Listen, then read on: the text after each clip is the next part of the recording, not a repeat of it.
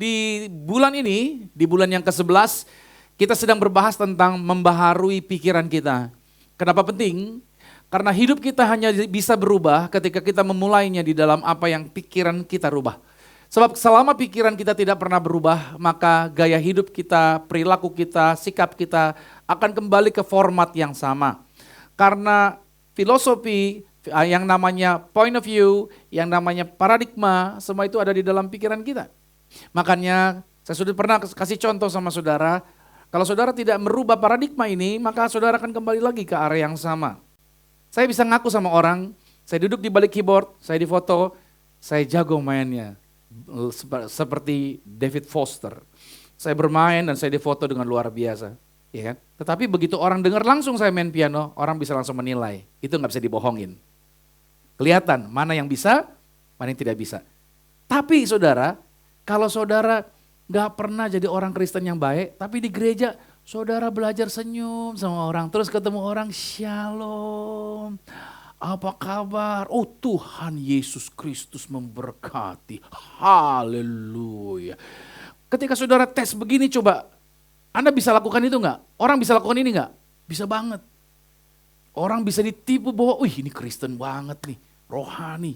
Bawa Alkitabnya hati-hati lagi, ini benar-benar pendeta nih, luar biasa nih.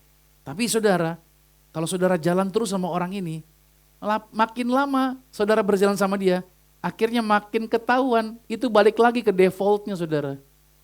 Walaupun dia bisa nipu orang sejam, 2 jam, makanya saya kasih tahu, mohon maaf, di gereja jemaat sama malaikat beda-beda tipis. Semuanya kayak malaikat saudara. Tapi kalau berjalan sama dia baru ketahuan. Makanya saudara, kalau saudara main catur sama orang, ini hebatnya nih. Semakin lama saudara main catur sama orang, semakin saudara tahu strategi dia seperti apa, kebiasaan dia seperti apa, langkah-langkahnya. Semakin lama saudara berjalan sama orang, semakin lama kau bergaul dengan orang, kau semakin tahu aslinya orang itu seperti apa. Makanya kita gak bisa bohongi orang dalam karakter. Kenapa? Karakter kita balik lagi ke format yang lama. Selama apa? Ini dia nih. Pikirannya tidak diganti, balik lagi. Yang di gereja ngomongnya, haleluya, puji Tuhan. Coba tunggu 3 jam, begitu kaget, langsung keluar kebun binatang saudara. Wah gitu. Karena itu tadi, itu belum diganti. Konsep berpikirnya ini yang harus dirubah gitu saudara. Nah makanya hari ini saya mau ngajak saudara untuk ngomongin ini nih. Semua orang pengen bisa berbuat baik. Saya percaya saudara dilahirin gak berbuat jahat. Semua orang dilahirkan untuk berbuat baik. Maka judul hari ini saya bawakan, maksud baik itu bisa akhirnya dimanipulasi. Maksud baik akhirnya manipulasi. Oke, saya mau tanya sama saudara ya. Saudara kalau dengar nama Yudas Iskariot menurut saudara siapa? Yudas Iskariot. Ayo yang kencang. Pengkhianat. Ada lagi enggak? Curi duit katanya Yudas Iskariot. Oke, saudara, kalau Anda memberi label Yudas Iskariot sama teman Anda, artinya teman Anda apa? Tolong jawab dulu nih, berarti teman Anda apa? Pengkhianat, betul. Apa lagi? Pencuri. Tukang tipu. Oke, kalau gitu saudara sepakat enggak? Yudas itu labelnya baik atau buruk? Iya, semua sepakat ya. Orang Kristen semua menandai Yudas itu labelnya tidak baik atau buruk. Tapi hari ini saya mau menstimulasi pikiran saudara. Karena saya tahu gini, cara kita memandang sesuatu tergantung pengalaman kita. Pengalaman itu bisa kejadian atau informasi yang Anda terima. Oke, saya mau menstimulasi saudara dengan pandangan-pandangan yang saya mau bawa kasih saudara. Dan di akhir khotbah, saudara akan berubah cara berpikir Anda tentang Yudas Iskariot. Coba kita lihat dulu ayatnya. Yohanes 13 ayat yang kedua. Dikatakan begini, mereka sedang makan bersama dan iblis telah membisikkan rencana dalam hati Yudas Iskariot anak Simon untuk mengkhianati dia. Matius 26 ayat 14. Kemudian pergilah seorang dari ke-12 murid itu yang bernama Yudas Iskariot kepada imam-imam kepala. Ia berkata, apa yang hendak kamu berikan kepadaku supaya aku menyerahkan dia kepada kamu. Mereka membayar 30 keping uang perak kepadanya. Dan mulai saat itu Yudas mencari kesempatan yang baik untuk menyerahkan Yesus. Yohanes 12 ayat 4. Tetapi Yudas Iskariot seorang dari murid-murid Yesus yang akan menyerahkan dia berkata, mengapa minyak narwastu ini tidak dijual 300 dinar dan uangnya diberikan kepada orang-orang miskin. Saudara tahu kisah ini? Ada perempuan datang sama Yesus, Yesus lagi duduk terus nangis di depan kaki Yesus gitu ya. Terus dia mencahin itu tuh, minyak narwastu, terus mengurapi Yesus. Buat orang itu minyak mahal sekali saudara. Harganya itu berapa tadi? 300 dinar. Dan kata Yudas itu bisa dijual dan bisa dibagikan kepada orang miskin. Dan kata itu, ayat yang ke-6 dikatakan, hal itu dikatakan Yudas bukan karena Yudas memperhatikan nasib orang-orang miskin. Melainkan karena Yudas adalah seorang, ini dia tadi yang ngomong nih, apa? Pencuri. Yudas sering mengambil uang dan yang disimpan dalam kas yang dia pegang. Berarti Yudas jabatannya apa? Bendahara. Baik. Kita lihat di sini tentang strategi iblis ya saudara ya. Kira-kira saudara, saya mau tanya lagi. Menurut saudara apa yang melatar belakangi Yudas sebagai murid Yesus mengkhianati Yesus atau menjual Yesus? Ada yang tahu nggak? Apa yang melatar belakangi Yudas? Duit. Apalagi? Kira-kira. Dapat? Takut miskin. Oke, nggak apa-apa. Apalagi kira-kira? Melatar belakangi Yudas. Jabatan. Ada lagi? Popularitas, oke. Saudara tahu nggak? Waktu saya tanya tadi kan saudara jawab kan? Sebenarnya jawaban saudara adalah point of view-nya Anda. Maksud saya gini, setiap jawaban Anda itulah diri Anda sendiri, maksud saya gitu saudara. Setelah Anda yang takut miskin berarti sebenarnya Anda takut miskin hidup saudara ya. Anda yang bilang tadi duit, berarti itu orang pikiran duit terus gitu saudara. Orangnya tadi bilang jabatan, kedudukan, berarti dia mengejar jabatan, mengejar kedudukan. Nggak apa-apa ya, nggak apa-apa. Semuanya nggak baik-baik saja. Nggak apa-apa, itu merupakan point of view-nya kita masing-masing. Nah, saudara, Yudas itu seorang Israel sejati, saudara. Dia seorang nasionalis. Yudas dari sejak awal bukan monster. Yudas dipilih langsung oleh Yesus. Yesus tahu nggak Yudas? Tahu. Berarti sejak awal orang ini baik nggak? Baik. Saudara, kalau ketemu saudara ada orang jahat yang saudara ketemu, orang itu lahir tidak langsung monster, saudara. Psikopat itu tidak lahir langsung psikopat kan? Dalam perjalanan dia berubah. Awalnya semua orang baik-baik saja. Pernikahan yang bercerai juga semuanya baik-baik aja awalnya, betul gak sih? Iya, semuanya I love you, wo aini, ni aiwo gitu kan. Nikah, jalani dan lain sebagainya. Ada artis yang baru-baru ini cerai itu, tahu ya namanya saya gak perlu sebut ya. Semuanya awalnya baik-baik saja kan. Tapi dalam perjalanan akhirnya semuanya berubah. Itu yang saya mau katakan sama saudara bahwa Yudas ini latar belakangnya bukan monster. Dia seorang yang pengen bangsa Israel dibebaskan dari tirani Romawi, saudara. Semua orang Yahudi punya yang namanya buku dari Nabi, semuanya punya yang namanya petunjuk Nabi yang bahwa di masa depan akan datang Mesaya yang akan membebaskan Israel, yang akan membawa Israel kepada kejayaannya Raja Daud kembali. Semua punya harapan yang sama. Nah, once dia lihat Yesus, di situ dia bilang, this is Messiah. This is yang akan menjadi our liberty. Ini akan menjadi pembebas bagi orang-orang Yahudi. Persoalannya maksud baiknya Yudas ingin membawa pembebasan bagi orang Yahudi. Ternyata dimanipulasi oleh iblis dan malahan menuntun Yudas ke dalam kehancuran. Saya mau ajak saudara kepada poin yang pertama sekarang. Lihat baik, Yudas orang baik. Sama-sama katakan Yudas orang baik. Dia orang baik saudara. Saya sedang stimulasi pikiran saudara nih. Yudas orang baik, tapi dia dengan pemahaman yang salah. Mari kita lihat di sini saudara. Yudas jadi bendahara, Tuhan Yesus yang tunjuk dia.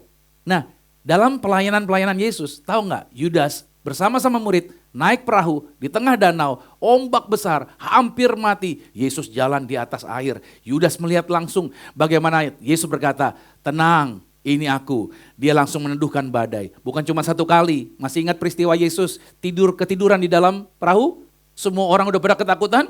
Tahu Yesus dibangunin, Yesus bilang kenapa engkau tidak percaya. Dia langsung hardik itu angin, dia hardik itu danau, langsung danaunya teduh sekali. Tidak stop sampai di situ. Ketika mereka sampai di sebuah tempat namanya Gerasa, ada orang kerasukan roh jahat. Roh jahatnya namanya legion. Legion itu artinya 6.000 pasukan jumlahnya. Berarti di dalam diri orang gila itu yang tidak bisa dikendalikan ada 6.000 setan. Yudas melihat setannya tunduk di bawah kaki Yesus dan dia minta dipindahin ke babi-babi. Yesus bisa kasih perintah setan pindah kepada babi-babi. Yudas melihat dengan mata kepalanya. Bagaimana dalam sebuah perjalanan ada anak yang mati di dalam keranda mayat, iring-iringan di stopin sama Yesus. Lantas Yesus suruh berhenti dan suruh buka itu keranda mayatnya. Anak yang mati hari itu langsung dibangkitkan di depan mata orang banyak.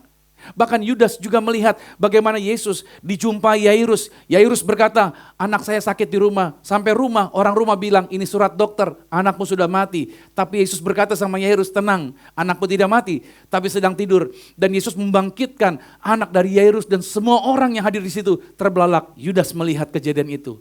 Satu lagi saudara, pada waktu Yesus datang ke Lazarus yang sudah di dalam kuburan 3 hari. Yesus bilang buka kuburannya, dipanggil Lazarus keluar. Ya Lazarus keluar lompat-lompat saudara, kenapa? Karena masih pakai kain kafan dan semua mata melihat, wow ini luar biasa yang dikerjakan oleh Yesus. Pada saat orang banyak kelaparan, gak bisa makan, Yudas melihat ada ransum anak kecil, 5 ketul roti, 2 ekor ikan, dipegang Yesus, didoakan sama Yesus, dibagi sama orang. 5.000 orang semua hari itu makan sampai kenyang, dikumpulkan sisanya, ada 12 bakul. Wow, di mata Yudas, this is yang kita nantikan. Makanya saudara, dia berkata, ini saatnya Israel menang atas Romawi, karena inilah yang kita tunggu-tunggu. Tapi dalam perjalanan pelayanan, Yudas melihat, kok Yesus gak bangun army ya? Kok Yesus gak melatih orang-orang untuk berperang ya? Setidaknya dia bikin kerusuhan dia bikin pemberontakan macam kayak Robin Hood, ya kan? Orang Romawi lagi jalan, di tengah jalan kita rampok, kan gitu ya? Bikin kekacauan, bikin situasi lah.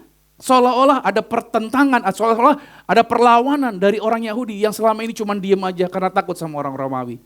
Yudas mulai kecewa.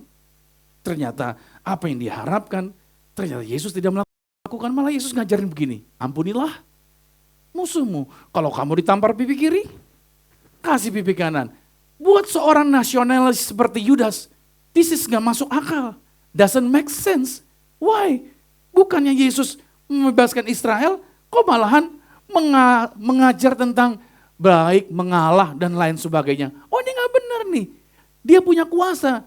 Dia bisa mengeluarkan kuasanya. Ini mesti dipancing nih. Nah saya kasih tulisan ini sama saudara. Pada saat kita datang sama Yesus dengan agenda pribadi, maka ujung-ujungnya Anda pasti kecewa. Berapa banyak orang Kristen ikut pelayanan, tapi dia punya agenda pribadi. Kenapa? Dia ke gereja, gue pengen kaya. Kenapa? Pendetanya pakai Lamborghini. Gue minta didoain sama dia, biar gue juga punya mobil. Setidaknya mobilnya ada mobil bagus juga lah. Kenapa ke gereja? Gue pengen sembuh. Katanya pendetanya punya kuasa mujizat. Tapi ketika saudara punya agenda-agenda tersebut dan saudara tidak terjadi yang seperti saudara harapkan, akhirnya ujung-ujungnya apa? Kecewa. Karena ikut Yesus bukan untuk sekedar kaya. Kaya itu tidak dosa saudara, itu efek samping. Halo? Sembuh itu juga pastinya Tuhan mau menyembuhkan Anda. Dan lain sebagai hal yang baik. Tapi seringkali kita datang sama Yesus dengan agenda kita. Pernah gak kita tanya Tuhan apa maunya Tuhan? Tapi seringkali kita datang sama Tuhan dengan apa? Dengan rincian tagihan sama Tuhan, betul ya? Saya mau A, saya mau B, saya mau ini, mau ini, mau ini, mau ini, mau ini, mau ini. Pernahkah kita tanya sama Tuhan, Tuhan apa mau Tuhan atas hidup saya? Yudas adalah orang yang memiliki maksud baik. Dia ingin bangsa Yahudi merdeka. Tapi maksud baik kalau tidak didasarkan oleh firman. Saya ulangi, maksud baik tapi tidak didasarkan oleh firman Tuhan. Maka rentan dengan manipulasinya iblis. Hati-hati. Berarti yang pertama, Yudas orang baik enggak? Orang baik? Orang baik. Dia tidak datang sebagai monster. Dia awalnya adalah orang baik, tetapi dimanipulasi kebaikannya oleh iblis. Yang kedua, maksud baik tanpa firman, itu pintu gerbangnya penipuan yang akan masuk. Kita membaca tadi di dalam Yohanes 12 ayat 4 sampai 6, Yudas sering ngambil uang kas. Menurut saudara, Yudas ngambil uang kas buat apa?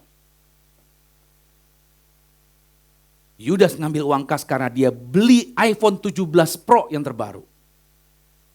Yudas punya mobil BMW. Yudas pakaiannya parlente dibandingin murid-murid yang lain. Yudas saudara pakai tas yang terbaru. Bahkan jam tangan Yudas, 350 juta. Dibandingin sama yang lain murid-murid. Menurut saudara, Yudas dengan murid-murid yang lain ada perbedaan cara penampilan enggak? Lantas uang itu buat apa? Yudas tidak kelihatan berbeda dari murid-murid yang lain. Saudara, yang ketemuin Yesus sama imam-imam, Itu Yudas kan? Dari 12 murid yang punya akses ke imam, cuman Yudas. Artinya apa saudara? Imam itu stratanya tinggi saudara. Nggak semua orang bisa ketemu dia. Tapi Yudas punya akses. Bisa jadi Yudas pakai uang itu, dia pakai untuk nyogok sehingga dia bisa ketemu dengan para imam. Tujuan Yudas kenapa kasih tahu Yesus ada di mana? Karena Yudas ingin memancing kuasa Yesus. Jadi kalau ditekan, kayak saudara, kalau mau sikat gigi, itu odolnya diapain? Kalau nggak dipencet keluar nggak? Enggak, harus ditekan. Itu dia, aslinya orang seringkali akan keluar kalau ditekan gitu lah. Dia boleh kelihatan baik, coba ditunggu, tunggu tekanan datang. Apa yang keluar? Gitu, kan gitu ya, aslinya akan keluar. Menurut Yudas, kalau Yesus ditekan dengan situasi, dia pasti akan mengeluarkan kuasanya. Pernah nonton film Huluk? Kan baik-baik aja gitu ya, coba ditusuk di badannya, cuk cuk cuk gitu. Ya kan, ketika dia mulai marah, emosi, lantas hijaunya keluar tuh. Wah kan gitu ya. Mungkin dipikirnya Yudas, dia sering nonton film Huluk gitu ya. Jadi Yesus mesti dipancing seperti itu saudara. Bayangin. Nah, Yudas ini saudara, dia mungkin pakai uang itu juga untuk para pemberontak, orang-orang yang gak suka dengan Roma. Di zaman itu juga ada pemberontak, ada juga kecil-kecilan. Mungkin Yudas semangat kebangsaannya, dia pengen menolong. Seringkali saudara, kita mungkin punya maksud baik dengan alasan-alasan kemanusiaan, alasan-alasan keagamaan. Tetapi saya katakan sama saudara, tetapi tanpa dasar firman Tuhan, kita rentan dengan manipulasi. Makanya cara kerja iblis gak larang Anda berbuat baik. Iblis gak larang Anda pelayanan, iblis gak larang Anda ke gereja. Iblis tidak larang Anda berdoa di dalam nama Yesus. Tetapi iblis akan membuat Anda dan saya berbuat baik dengan cara yang salah. Tuh, iblis akan hasut Anda, Makanya ketika Yudas menyerahkan Yesus kepada para imam, mungkin ya, ada kemungkinan Yudas berpikir begini, kalau Yesus ditangkap, pasti dia akan menunjukkan kuasanya. Masih ingat gak kalau Yesus khotbah, ada imam, ada orang Farisi duduk depan. Padahal kan crowdnya padat ya. Kok bisa ya orang-orang itu dapat duduk di depan? Ternyata mungkin ini Yudas sebagai orang dalamnya Yesus memberi peluang sehingga bisa ada orang-orang ini duduk di depan sebagai pengkritik-pengkritiknya Yesus. Mungkin kalau Yesus dikritik, dia akan mengeluarkan kuasanya, kan gitu ya. Dia akan melabrak orang-orang ini. Tapi Yesus menghadapi para netizen dengan damai sejahtera. Dia tidak kepahitan, dia tidak emosi Yesus. Dia tenang dalam menghadapi orang-orang yang against dengan dia. Nah, Yudas berpikir begini saudara, dia mau mempercepat rencana Tuhan. Padahal sesungguhnya Yudas sedang keluar dari kehendak Allah. Seringkali kita juga begitu ya. Kita pengen mempercepat rencana Tuhan atas hidup kita. Kita pikir ini saatnya. Padahal itu tipu daya setan saudara. Kenapa demikian? Karena Yohanes 13 ayat yang kedua, kita melihat di sini bahwa iblis telah membisikkan rencana itu ke dalam hatinya Yudas Iskariot saudara. Lihat, mereka sedang makan, iblis telah membisikkan rencana dalam hatinya Yudas Iskariot. Perhatikan baik-baik. Iblis tidak pernah datang kepada saudara dalam bentuk yang menakutkan. Tapi iblis datang dalam bentuk bisikan. Kadang-kala mau tidur, saudara suka dengar nggak? Ada bisikan-bisikan di pikiran saudara. Anda bangun tidur, ada bisikan-bisikan di pikiran saudara. Pikiran yang tampaknya masuk akal. Ya kan? Ya namanya bisnis, tipu-tipu dikit nggak apa-apalah, Tuhan juga ngerti. Ya, saudara. Ada pikiran-pikiran nampaknya logis, gitu kan? Ya benci orang nggak apa-apalah, sekali-sekali namanya manusia lah, gitu kan? Semua tuh. Hal-hal seperti itu, yang kelihatannya benar. Dorongan-dorongan tampaknya logis, itu iblis datang dengan bisikan. Saya nonton film saudara, di Netflix, judulnya Iparku Adalah Maut. Iya saudara, jadi ini pasangan suami istri aman-aman aja. Punya anak SD cewek satu, cakep. Suami istri baik. Lalu si istri punya adik di Garut. Adiknya pengen kuliah di Jakarta. Suaminya sebagai dosen. Adiknya pengen kuliah dan pas kebetulan kuliah di tempat si suaminya kerja. Adiknya dibawa ke Jakarta, tinggalnya bareng mereka. Awalnya aman-aman aja. Tapi berjalannya waktu saudara, kata orang Ambon, orang bacarita, cuma bacarita, orang dua tagate. Ya, itu hanya orang Ambon yang ngerti hati itu saudara. Itu baca, iya itu. Jadi cuman ngobrol, akhirnya lama-lama lewat, lihat-lihatan, kesentuh dan lain sebagainya. Dan yang terjadi adalah mulai tumbuh benih-benih itu saudara. Dan akhirnya mereka selingkuhan. Itu serinya sampai 45 saudara. Saya baru nonton sampai 12 seri saudara. Belum ketahuan sama istrinya gitu saudara. Masih jago juga dan ngelibet sana ngelibet sini. Nggak tahu deh, katanya udah lama ya film itu ya. Udah lama ya. Wih, yang udah lama tuh siapa tuh yang tadi ngomong tuh? Kayak nontonnya luar biasa gitu. Waduh. Nampaknya logis. Ya namanya ketemu, ya namanya maksudnya baik. Kakaknya maksudnya baik, adiknya tinggal di rumah. Tapi hari ini saya kasih pesan sama saudara. Kalau saudara suami istri, saudara punya ipar yang berbeda jenis kelamin sama saudara. Better jangan tinggal bareng sama Anda, itu berbahaya sekali. Itu berbahaya, tidak pernah disarankan tinggal bareng. Misalkan saya suami istri, lalu adik istri saya yang perempuan mau tinggal bareng sama saya. Oh no, nehisi merekete, kuts hotahe. Iblis selalu membisikkan, dia tidak datang dengan bentuk yang jambrong gitu saudara, enggak ada. Iblis datang dengan ide-ide yang tampaknya baik. Hari ini ingat baik, inilah bahayanya kalau kita hidup rohani tanpa dituntun Roh Kudus. Izinkan Roh Kudus menuntun Anda, katakan amin. Firman Tuhan jadi standar kebenarannya. Kita bisa jadi orang baik yang malahan dipakai iblis untuk tujuan yang salah. Kita bisa melayani Tuhan dengan bekerja keras, tapi tanpa sadar kita sedang menentang arah yang Tuhan kehendaki. Ada banyak gak orang begitu? Banyak. Saya bisa menentang Tuhan gak dalam pelayanan ini? Bisa. Ketika saya melayani Tuhan. Akhir tujuan saya adalah untuk apa? Memperkaya diri. Gerejanya cuma dijadikan ngumpulin orang aja tanpa membimbing untuk didewasakan. Bisa gak saya lakukan? Bisa. Saya undang aja para pembicara yang hype, yang terkenal di Instagram, yang punya followernya begitu banyak. Undang aja khotbah di sini, saya bikinin iklan di luar sana. Penuh gak di gereja? Datangnya saudara, ingat baik, saya diingetin begini. Yang kamu bangun itu bukan tamu, tapi anak. Tamu itu datang bisa berkunjung, habis itu dia pulang pergi lagi. Tapi kalau anak rumahnya kayak gimana pun dia pasti pulang ke rumah, betul gak? Gereja itu bangun anak, bukan bangun tamu. Nah yang kami bangun adalah dengan media sosial kami, ibadah khotbah setiap hari minggunya. Saya susah saudara, kenapa? Karena tiap minggu saya khotbahnya harus baru. Tapi kalau saya dulu di gereja lama, saya khotbah, hari minggu ini saya khotbah, minggu besok saya pindah tempat kan, khotbah yang lama masih bisa saya pakai. Tapi di sini nggak bisa. Masa saya ulang lagi khotbah kemarin? Nanti saudara bilang, Pak saya udah dengar. Walaupun di Alkitab ada kitab ulangan saudara. Tapi kan khotbah juga tidak ulangan kan? Kan begitu saudara. Nah itu dia, berjuang saya lelah melakukannya. Tapi saya ingin menjagai jemaat, makanya kami siapkan YouTube. Ada YouTube yang kami siapkan tiap hari, agar Anda setiap hari bisa dengar firman Tuhan. Makanya saudara kalau bangun pagi, jangan buka media sosial dulu. Ambillah Alkitab saudara, dengerinlah firman Tuhan dulu. Jangan masukin media-media toksik tadi ke dalam pikiran saudara. Sehingga seharian saudara jadi susah. Coba ambil firman Tuhan dulu. Agar apa? Agar bisikan-bisikan si iblis tidak mempengaruhi saudara. Katakan amin lagi nih. Oke, yang ketiga sekarang saudara lihat baik. Manipulasi iblis itu apa? Dia membelokkan niatan baik kita menjadi dosa. Iblis tidak pernah menciptakan sesuatu. Iblis cuma putar balik. Saudara kalau pergi ke department store, baju-baju yang ada label harganya, cara iblis adalah apa? Yang mahal dirubah, ambil harga mahalnya ditukar dengan harga baju yang murahan. Itu cara kerja iblis, memutar balik. Saudara diselamatkan, keselamatan kekal itu adalah hal yang mahal, betul nggak? Ditebus dengan darah yang mahal. Tapi iblis bilang begini sama kita, bahwa nggak apa-apa Tuhan ngerti kalau kamu masih dosa, kamu masih cemar, kamu masih belum bisa hidup kudus, Tuhan ngerti, Tuhan ampunin kamu kok. Bayangin, iblis membuat harga penebusan jadi tampak murahan.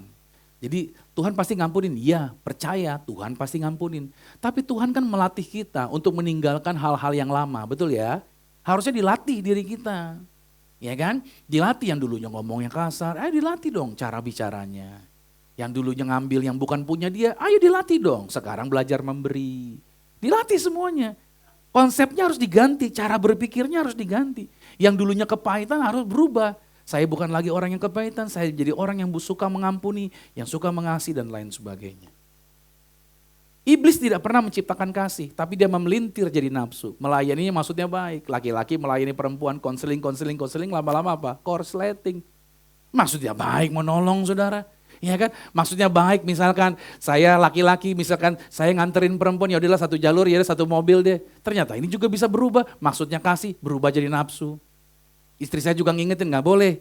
Saya dari dulu juga diingetin, tidak bisa, makanya saya sebagai hamba Tuhan, kalau saudara wanita mau nebeng sama saya akan tolak bukan karena saya sombong sama saudara. Tapi karena saya harus menjagai agar tidak sampai kasih berubah jadi nafsu.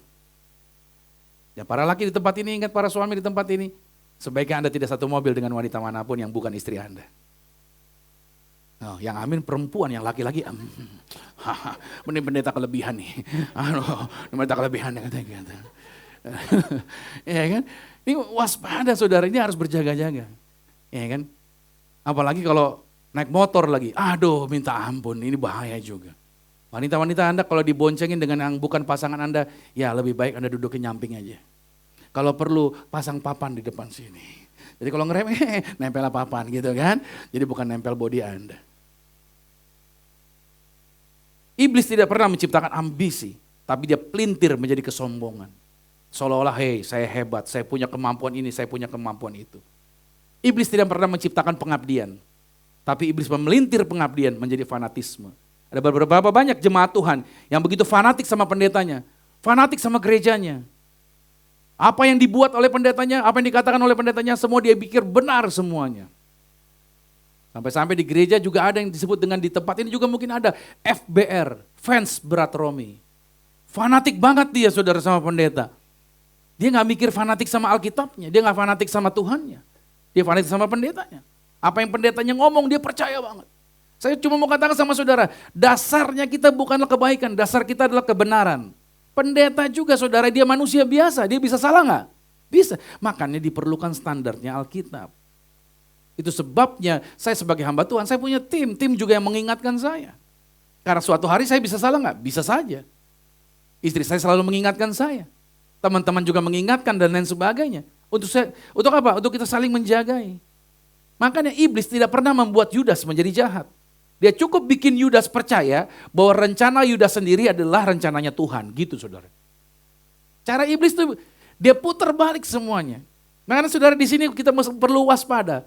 Di Taman Eden, Adam dan Hawa tidak dipaksa makan buah itu. Tapi point of view mereka yang dirubah. Selama ini mereka melihat buah pengetahuan yang baik dan jahat itu buah yang tidak boleh dijamah. Tapi hari itu ketika ngobrol dengan iblis, iblis rubah mereka cara berpikirnya, cara melihatnya. Dan mereka mulai melihat dan berkata, bukankah buah itu tampak baik untuk dimakan? Tadinya saudara gak mau beli asuransi. Tapi karena orang asuransi menjelaskan Anda bahaya kesehatan. Nanti kalau sakit ini keluar harga segini. Nanti kalau ini terjadi akan keluar gini. Tapi kalau saudara punya asuransi, berapapun harganya ditanggung sama asuransi. Anda jadi tertarik gak? Oh iya betul juga ya, benar. Saya butuh nih. Gitu saudara. Itu namanya teknik marketing. Makanya saudara lihat deh, kalau saudara keluar dari restoran, ada anak kecil jualan tisu sama saudara. Saya belum makan, tolong, Yang disentuh apa saudara? Bukan produknya, tapi apa? Perasaan saudara. Kasian, ya kan? Kasian. Tadinya saudara mau beli 1 goceng, jadi beli berapa? Jadi 2, udah gak apa-apa ceban lah. Padahal dia makan saudara. Tapi dia dibelas-belasin sama dia. Tolong gitu. Saya berkali-kali di gereja juga. Ada jemaat maju, pendeta saya belum makan pendeta. Kasihan, saya bilang kasihan banget ini. Pendeta men, orang rohani ngeliat begini. Belas kasihan Tuhan turun. Saya kasih duit sama dia, oh iya. Ya kan saya tapi gak enak kan di depan jemaat mau ngasih kan. Saya bilang sama pekerja, sini. Ini duit 100.000 lu kejar dia kasih duit, dia belum makan tuh. Katanya gak ada beras, udah selesai. Dia keluar, saya pulang, begitu di parkiran, dia mau berterima kasih sama saya nih. Pak, kalau boleh hari ini Bapak bisa bantu saya Pak. Nah tadi udah saya kasih, berarti duit saya dibawa kabur sama pekerja saya panggil, sini, pas ada orangnya. Tadi kamu saya kasih duit, kasih gak Bapak ini? Udah saya kasih Pak. Loh tadi terima, itu duit Bapak ya? Puji Tuhan terima kasih Pak gitu. Tipu saudara, banyak orang yang tukang tipu juga di gereja. Dia lihat pendeta murah hati kan? Makanya itu saya katakan sama saudara, iblis itu tidak menentang kebaikan, tapi dia meniru kebaikan untuk menyesatkan. Dan Yudas Iskariot terperangkap. Sampai sini, saudara masih melihat Yudas sebagai orang jahat? Saudara bisa melihat Yudas sekarang dengan cara yang berbeda? Lihat saudara, Yudas diperdayai saudara. Dia seorang yang nasionalis. Kayak saudara aja, nasionalis, Indonesia banget kan. Pengen memberantas korupsi dan lain sebagainya, kayak gitulah misalkan. Tapi akhirnya terjebak dengan hal-hal yang kita pikir baik, tapi langkah kita ternyata tidak tepat. Nah yang keempat saudara, akhirnya Yudas menyesal. Tapi penyesalannya tanpa pertobatan. Matius 27 ayat 3 berkata, ketika Yudas melihat bahwa Yesus telah dijatuhi hukuman mati, penyesalah dia. Yudas menyesal saudara. Dia terima duit 30 keping perak. Menurut saudara dipakai buat apa sama dia? Kalau dia mata duitan, dipakai enggak? Dipulangin sama dia. Dari situ saudara bisa melihat, bukan uang yang dituju sama Yudas ternyata. Yudas pengen apa? Ketika ditangkap, Yesusnya marah gitu. Yesusnya ngelawan gitu. Macam saya pernah ilustrasi sama saudara, di Manado itu saudara, kalau hari Paskah suka ada orang Manado tuh belaga seperti Yesus sambil jalan di tengah jalan dicambuk gitu. Wah, menunjukkan betapa tersiksanya gitu. Masalahnya yang jadi Romawinya, pura-pura jadi Romawinya, nyambuknya kekencengan. Yang dicambuk orang Manado, waduh, semua orang yang ngelihat kan, ini benar-benar dramanya luar biasa. Dia serius sekali loh menjiwai gitu. Waduh, padahal itu pukulannya sakit saudara. Jalan lagi, waduh dipukul lagi gitu. Karena hiruk pikuk orang yang nonton semangat, jadi yang jadi Romawinya gitu semangat. Cambuk lagi. Yang dicambuk Yesusnya, berkali-kali sambil dia nengok bilang pelan-pelan bro gitu. Aduh bro sakit bro gitu. Tapi karena hiruk pikuk gak kedengeran suaranya, dia bilang, lu jangan kenceng-kenceng maksudnya. Sampai akhirnya klimaks, saudara saking kencengnya, itu salibnya dibanting, saatnya Yesus marah gitu saudara. Maksud Yudas adalah, ayo Yesus marah dong, marah, tunjukin kuasanya. Tapi Yudas tidak melihat itu. Malahan Yesus seperti domba yang mulutnya diikat, yang gak bisa ngomong apa-apa. Dia diem, dia menyesal. Yudas menyesal. Saudara, penyesalan tidak sama dengan pertobatan. Penyesalan adalah kesadaran setelah terlambat. Nasi sudah menjadi bubur. Makanya pertobatan itu adalah kembali kepada Tuhan. Saudara, semua orang bisa buat salah. Orang bertobat adalah orang yang kembali sebelum semuanya hancur.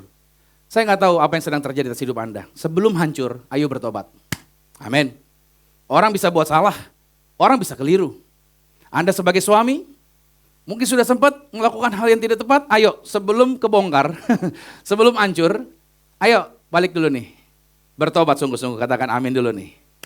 Ayo para istri yang suka ngambil duit suami diam-diam, ingat nih.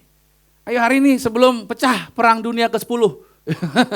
Segera bertobat ya. Bertobat sungguh-sungguh, sudah. Karena istri-istri bilang, "Pak, mama belum dikasih THR nih." Udah papa udah kasih mama kemarin. Enggak. Udah mama kasih. Tapi tadi mama tuh bongkar lemari. Di bagian kertas tumpuk bawah ada amplop isinya duit. Itu duit siapa? Oh, kata suaminya, itu duit sial namanya. Kok duit sial disimpan di rumah Pak? Iya sial ketemu sama lu. Maksudnya gue umpetin tapi ketahuan. Nah, saudara yang kasih Tuhan, penyesalan tidak sama dengan pertobatan. Pertobatan kembali kepada Tuhan sebelum semuanya hancur. Yudas saat itu bisa saja dia diampuni saudara. Saya percaya Tuhan pasti mengampuni Yudas enggak? Sebab di Alkitab yang mengkhianati Yesus bukan cuma Yudas. Ada satu lagi, siapa namanya? Petrus mengkhianati Yesus. Tapi Petrus diampuni sama Yesus, betul enggak? Harusnya Yudas juga diampuni. Tapi Yudas malahan bukannya minta ampun, malahan dia mati dan gantung dirinya. Karena dia menyesali. Di sini saya katakan tipuan iblis, dia membuat Anda tertuduh luar biasa. Hari ini saudara ingat baik, Yesus tidak datang untuk menuduh Anda. Tapi iblis Yohanes 10 ayat 10 berkata pencuri datang hanya untuk curi, membunuh dan membinasakan. Yang kelima saudara, aplikasinya sekarang. Saat maksud baik bisa membahayakan. Hari ini ada banyak orang Kristen juga jatuh dalam jebakan yang sama seperti Yudas tadi. Yang pertama saudara kita lihat, kita ingin menolong Tuhan dengan cara kita sendiri. Ingat baik, Tuhan tidak perlu ditolong. Tuhan tidak cari orang yang berinisiatif. Yang perlu kita lakukan, kita cuma menggemakan apa yang Tuhan katakan. Kalau Tuhan ngomong di Alkitab, kita ngomong. Kalau Tuhan nggak ngomong, jangan ngomong. Bagaimana penampakan sorga? Bentuk sorga seperti apa? Ada di Alkitab ditulis bentuknya detail? Kalau nggak ditulis detailnya, ya udah nggak usah ngomong, diem aja. Kita nggak perlu tahu segala sesuatu. Yang perlu kita lakukan adalah kita taat dalam segala sesuatu kepada Tuhan. Yang kedua, kita melayani dengan ambisi pribadi, bukan dengan ketaatan. Banyak orang Kristen melayani tapi punya ambisi. Pendeta, kalau saya pelayanan di gereja saya jadi apa nih? Posisi saya jadi kedudukannya apa nih? Saya pengen jabatan ini, saya pengen jabatan itu dan lain sebagainya. Ada begitu banyak orang melayani tapi punya ambisi pribadi, pengen terkenal dan lain sebagainya. Atau kita melakukan sesuatu demi kebaikan, tapi nggak pernah berdoa, nggak pernah baca firman, ya kan? Ini juga salah. Ini jebakan juga buat kita. Ini berbahaya sekali. Atau kita membuat keputusan dengan cepat-cepat, terburu-buru. Karena menurut pikiran kita, ini logis nih. Tapi gak pernah tanya, apakah ini kehendak Tuhan atau bukan. Nah, padahal tidak semua yang tampak baik adalah dari Tuhan. Masih ingat cerita Musa? Musa di Mesir sebagai jenderal, dia merasa panggilan Tuhan sudah ada dalam diri dia. Makanya dia bunuh orang Mesir yang sedang menganiaya budak Ibrani. Dia pikir ini panggilan Tuhan. Ternyata Tuhan tidak panggil hari itu. Tuhan butuh waktu lagi buat dia berapa lama? 40 tahun kemudian baru Tuhan panggil dengan caranya Tuhan sendiri. Artinya saudara, Tuhan gak butuh kreativitas kita. Tuhan gak butuh yang namanya kita berinisiatif. Tuhan hanya butuh kita taat untuk menggenapi kehendak Tuhan. Amin. Waktu Tuhan bukan waktu kita. Cara Tuhan bukan cara kita. Rancangan Tuhan bukan rancangan kita. Tuhan tahu caranya. Tuhan tahu hebatnya. Anda punya masalah? Saya kasih saran. Tulis 1001 cara Tuhan tolong Anda. Tulis semuanya. Oh saya punya masalah ini. Pasti Tuhan akan tolong lihat ini, cara ini. Tulis saja, tulis. Nanti Anda berdoa. Cara Tuhan menjawabnya. Semua yang Anda tulis tidak dipakai sama Tuhan. Dia punya caranya sendiri lagi. Itu hebatnya Tuhan kita. Dia gak perlu dibantu, kasih ide sama saudara. Dia punya cara dan punya jalan. Nah sekarang yang terakhir, bagaimana caranya kita menjaga diri kita. Agar kita tidak dimanipulasi saudara. Ya, yang terakhir ini, teksnya. Oke. Yang pertama caranya adalah apa? Uji setiap motivasi dengan firman. Coba cek deh saudara. Apapun yang saudara mau kerjakan, Anda mau bangun bisnis, Anda mau melakukan ini, mau ambil sikap A, sikap B, coba cek dulu motivasi Anda sesuai nggak dengan firman Tuhan. Karena Ibrani 4 pada ayat yang ke-12 berkata begini. Ya, Ibrani 4 ayat 12. Sebab firman Allah hidup dan kuat dan lebih tajam daripada pedang bermata dua manapun. Ia menusuk amat dalam sampai memisahkan jiwa dan roh, sendi-sendi dan sumsum. Ia sanggup membedakan sama-sama. Katakan apa? Pertimbangan. Iya, dia bisa membedakan. Makanya saudara dikasih Tuhan, kenapa kita perlu roh Tuhan? Kenapa kita perlu ada di dalam hadirat Tuhan? Supaya kita tidak terperdaya. Uji setiap motivasi dengan firman. Yang kedua, tundukkan waktu dan cara hanya kepada Tuhan. Jangan pakai cara kita, jangan pakai waktu kita. Next, nomor 2, ya oke. Tundukkan waktu dan cara hanya kepada Tuhan. Ingat baik di sini. Amsal 3 ayat 5, percayalah kepada Tuhan dengan segenap hatimu. Jangan bersandar kepada... Saya percaya saudara orang sekolahan, saudara pinter, punya banyak pengalaman. Tapi ayat ini berkata, jangan bersandar. Tahu bersandar enggak? Bersandar tuh gini saudara. Gimana ya? Kalau saudara berdiri di samping saya, saudara jatuhin badan saudara ke saya dan saya yang menopang berat badan Anda. Itu dia. Jadi seluruhnya dipegang oleh saya. Saya mengendalikan berat badan Anda, saya yang menopang semuanya. Nah, kalau saudara bersandar, harusnya bersandar kepada Tuhan, seluruhnya serahin sama Tuhan, gitu saudara. Dengan berkata begini, kalau Tuhan gak pegangin berarti jatuh. Kalau saya gak pegangin Anda yang sedang bersandar, Anda jatuh bahaya. Sama seperti itu, bersandar sama Tuhan, seluruhnya tanpa lagi andalin kekuatan kita. Tundukkan waktunya dan caranya hanya kepada Tuhan. Yang ketiga, biarkan Roh Kudus memimpin. Bukan perasaan kita yang memimpin. Perasaan kita bisa berubah-berubah saudara. Saya sudah pernah katakan, perasaan kita tergantung tanggal saudara. Tergantung temannya siapa, tergantung apa yang sedang ada di tangan kita, itu perasaan saudara. Tapi perasaan bisa berubah-berubah, situasi bisa berubah-ubah. Makanya kita bergerak bukan karena keadaan, tapi kita bergerak karena kebenaran. Kalau kebenaran bilang A, ya A lah kita pakai. Walaupun semua orang B, walaupun semua orang saat ini korupsi, nyari kesempatan, ngambil yang bukan punya mereka. Udah lumrah kok begitu, kalau pacaran, unboxing dulu, tes dulu, dan lain sebagainya. Udah lumrah pastor, di mana-mana begitu.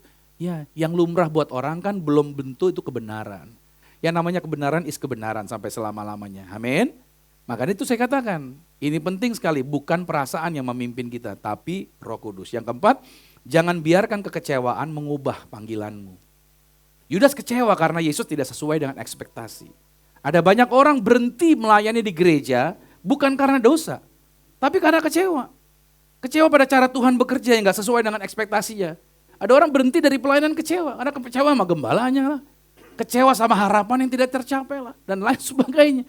Ini seringkali terjadi kenapa orang berhenti di dalam pelayanan mereka. Saya dulu di dalam pelayanan saya pernah mengalami situasi kecewaan. Saya seperti dibuang dari tempat pelayanan yang lama. Saya tidak dosa, menurut saya tidak mencuri. Saya tidak berzina, saya tidak memfitnah. Saya tidak melakukan dosa yang fatal gimana itu. Tapi seperti saya dibuang. Ya udah setelah saya dikeluarkan, saya bangun pelayanan. Ketika bangun pelayanan, hati saya masih menggelora dengan kekecewaan.